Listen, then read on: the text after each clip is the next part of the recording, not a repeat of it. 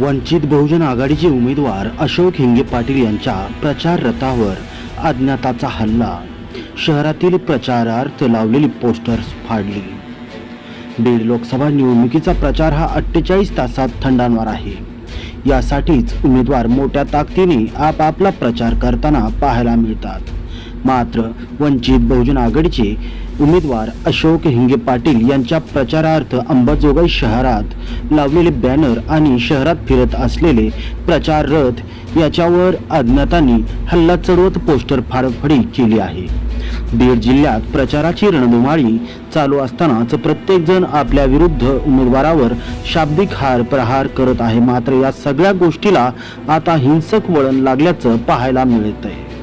वंचित बहुजन आघाडीचे अंबाजोगाई शहरात लावलेले फलक हे फाडण्यात आले आहेत आणि प्रचार अर्थ फिरत असलेला प्रचार रथ यावर हल्ला